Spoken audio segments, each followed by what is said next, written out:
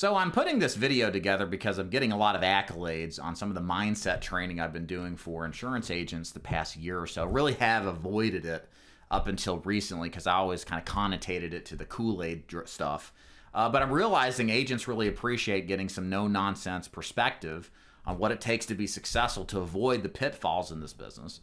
And so what I'm going to kind of do is kind of a summary video really designed for you guys out there who are new, kind of some principles, some fundamentals of mindset when it comes to being successful in the insurance business to hopefully give you some inspiration, some things to think about, how to differentiate yourself as a successful agent that has and makes a lot of money versus the vast majority who fail. And look at those things that top producers do and the way that they think so you can start to emulate that process and hopefully get a little bit more out of the business and see some more success. So let's jump right into it. So first of all, none of these are in any particular order. These are just things I've noticed over the years since I've been in the business since 2011 and have trained thousands of agents since 2013. So let's talk about the first one. Failing does not make you a failure, okay? So failure is a part of success. You know, I was thinking about this. I think it was in the shower. I was watching Napoleon Bonaparte, some documentary. And look, every single successful person, individual, commander, has failures and successes, and many times those failures bolstered their capability to be success. And again, it's how we look at our failures in life that determine our ability to succeed. Again, you're going to fail when you get started. Even if you have all the training in the world and all the preparation, you will still fail. That is the paradox of this business. You're going to have people tell you no, but you can look at that no with a wrong perspective or a right perspective. Are you going to look at that no as a learning opportunity? Or are you going to look at that no as some point of frustration to build up anger and resentment and to cause you to mentally swirl out of control and then ultimately fail? So understand, bottom line, failure, there is a kernel of opportunity in every failure if you have the right mindset and you look at it the right way. And especially as a new agent, and this is true for experienced agents, you should be thinking at every failed sales presentation, every failed door knock, every failed phone call. What happened? How could I improve? And what steps could I take in order to overcome this so I never have to experience it again? Pro tip, one of the best ways to figure out what you're failing at is to actually record yourself. Record your presentation, record your solicitation calls, see how you sound versus what you think how you sound, and you'll be shocked at the difference and amazed and excited at the learning opportunities of where to actually improve. Number 2 on the list here is all in, full tilt, blinders on. So let me explain this. This is the deal, guys. Every time I've recruited an agent that uses final expense or Medicare or insurance in general as a stepping stone to something else, ultimately fails. I'm thinking of one agent in particular. He has artistic goals in life. I'll kind of leave it at that. And that's really where his passion is. I can think of several agents really now that I think about it over the years, where they were wanting to use insurance to make some money, pay the bills, but their dreams was to get famous for their artistic endeavors. The problem with that is that their full mind and heart and soul is not on insurance. It's on something else. Arguably, it's not even on that something else. They're so split down the middle, and they're so splintered in their focus that they are not going to really be good at any of this. So why does this matter to you? You're probably not an aspiring artist. Why does that matter? Because you probably think in a plan B. You're probably thinking, well, if this doesn't work, then I can go back and work for the man. Or, I really want to do this instead of what it is that I'm doing right now. This is all this kind of stinking thinking that's going to clog up your vision and your excitement. And it's going to cause you in part to lose focus and fail. Now, another aspect of this is putting blinders on. This is the hardest thing to do in the 21st century, where there's dozens of gurus on YouTube now, including myself, telling you about all these wonderful opportunities. And it's really hard to say yes to one thing and then no to anything else. The definition of focus, I think, when it comes to sales is saying yes to that one business strategy, that one market opportunity, but likewise, simultaneously saying no to everything else, even if it's not working out in the temporary short run. That's where a lot of you all out there have problems. I had that problem as a new agent. I looked at final expense leads as frustrating, and so I got away from that, looked at Medicare for a period of time. I looked away from the the fundamental way to generate leads in the final expense business and created my own. And all of this contributed towards a sense of failure, not a sense of failure, real failure in my professional career. But had I just stayed focused and not disturbed or distracted by these many opportunities, I probably would have avoided that failure point. Again, I'm grateful for that failure. It's what I needed to humble myself. But I don't want you to fail if you don't have to. But understand, you're setting yourself up for failure. For example, if you think you can get into this business and do final expense and Medicare and annuities and ACA all at once, what you should do instead is pick one of those options, triple down on it, say yes to that, and say no to everything else, at least for a year in most cases. Why? Because it's going to take that kind of effort. It's going to take that kind of focus anyway if you want to become an expert and get really, really good, and therefore give yourself the best chances of success in the business. Number 3, an insatiable drive to be more and do more. Again, I look at this personally as a vision that I've had in my life. It sounds kind of corny. When I say it, I kind of cringe, but I think success was my destiny. Now, I had the privilege in my life, for sure, the privilege of my father, my grandfather, and uncle, all successful in business in their own unique ways. So I kind of looked at this as like the bloodline continuing. Like there was no excuse for me not to have some level of success in my life. Maybe it wasn't in the chemical business like my dad or the radio business like my uncle. But by God, I was destined for success. I was made for it. You should develop and have that kind of sense of destiny with yourself in this business. You need to see yourself as being somebody who's deserving of success. You need to see yourself as somebody who's accomplishing it. I like to use the term theater of the mind. I learned this from Psycho-Cybernetics. It's an old school kind of like mindset book. But you have to envision yourself like seriously being successful. What does that look like? How does your house look? How does your day start? Who are you surrounding yourself with? What is it like with the kind of wealth, the money, and the lifestyle that you want? You have to see yourself in that to the extent that not being in it is disturbing and that you're taking massive action to move more towards that vision than you are staying in a stasis mode where you're not really moving. So you have to have that drive, that vision, that tenacity to do more, be more, and work towards it. Number 4 on the list here is your work ethic. Again, this is true, really true of not all, some are, as you'll see in a second, both of these. But what makes a top salesperson isn't necessarily their brain power. It's their work ethic. Again, there's a lot to say about IQ and intelligence and the importance of it, and it is important. But a lot of the time, sometimes seemingly more intelligent people overthink the simplicity of this business. I have a saying for this, and it's the idea that this business is so simple of insurance sales that it's complex. It really comes down to a couple core components. Activity, how you get in front of prospects, and your presentation and the understanding of the products you're selling. It's no more complicated than that. But people who tend to be more intelligent tend to what if everything.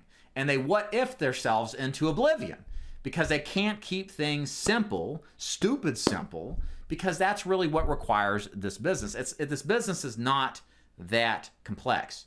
You get leads, you run appointments, you see people, you ask for business, and you rinse and repeat that for years and years and years as you build your wealth and you build your income. It doesn't require a high level of creativity. And I think for a more intelligent person, they kind of like lose that perspective and think that they can weave intelligence or creativity into it, where they're really just creating more obstacles in the way of making the kind of money that they could make if they just humbled and had humility towards the simplicity and simplicity is beautiful, the simplicity of the system.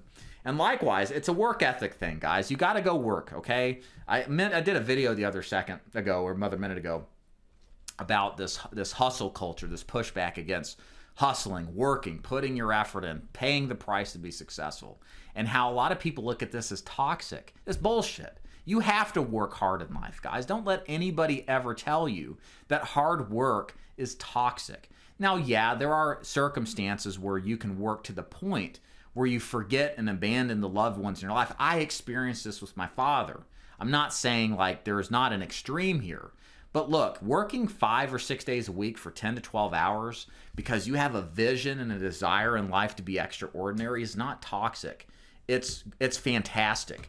And the truth is we lack that kind of of discipline and desire as a society. Don't fall into this trap of mediocrity. You have one life to live. You've been given something incredible, this desire to be something great.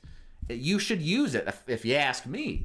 And anybody telling you you should cull that idea to be more mediocre, to not let yourself become who you are, and the greatness that comes from it is a tragedy of our times. Don't fall into that trap.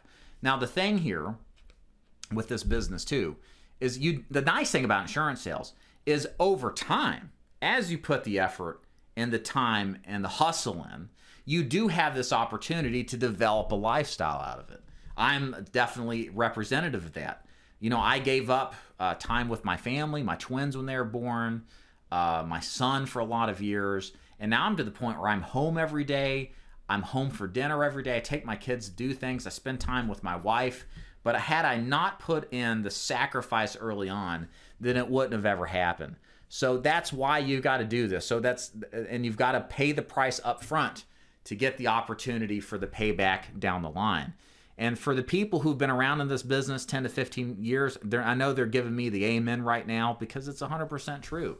And all I'm asking you guys is to look for those people in your life that you're around in the insurance business that represent what I'm describing, and see that, and you'll see that their story is very similar. You have to pay the price up front, and that requires sacrifice, and it is not going to be easy. It's going to require work ethic to do it. Number 5 on the list here is does first things first. So this is very important. You, in a sense, are equivalent to Bill Gates, Warren Buffett, all the multi-billionaires out there. You have 24 hours a day to do the work that you're responsible to do. Now, Bill Gates, Warren Buffett, they can't add another second to their day just like you. So we're all faced with the same limitations of time. And so what does that mean? That's important, because what you realize is that, well, so what's the difference between Warren Buffett and me? Obviously time. I mean, he's really old and he's learned a lot from his trials and efforts, but also he knows what's most important to achieving the goals that he's set forth. He knows where to expend his energy and his time that's going to return the highest amount of income for the time that he dedicates to his business. And likewise, as a salesperson, really truly in the insurance business, as a businessman, you've got to judiciously invest the limited time that you have towards those activities that matter the most. Now, what do I mean? What does this all come down to? It's real simple. From the moment the sun is up to the moment the sun is down, even after that, your only mission in life is seeing the people. It is running appointments. It's doing any activity necessary to close deals. Everything else doesn't matter. If you are not working every second of the day towards closing deals, you are not in the insurance business. You're probably doing what we call avoidance behavior.